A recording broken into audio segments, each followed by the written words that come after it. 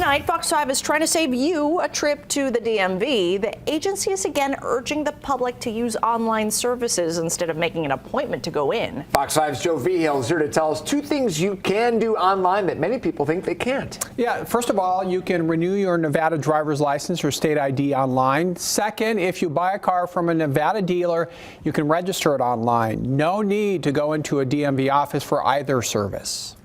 It is a pretty stunning figure of all the people who come into a DMV office who don't have to. We estimate there's about 200,000 people who come into the DMV offices when they could do things online. 200,000 people a year. That is about the entire population of Huntington Beach, California. It would take a lot of pressure off the appointment system if all of those people just turned to the online system instead. Appointments are about a month out right now. DMV offices continue to be crowded by people who don't need to visit.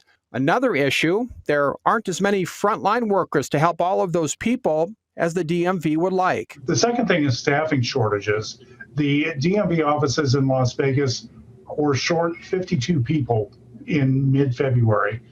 That's a lot of vacancies. In all, the DMV is short 173 people around the state. Now, the problem isn't necessarily finding employees, it's keeping them. Malone says the DMV doesn't pay as well as other state agencies, but hopes the legislature will provide money for raises. We do try to make the DMV a good place to work, but if you can't afford to live on what we pay, then people are going to leave.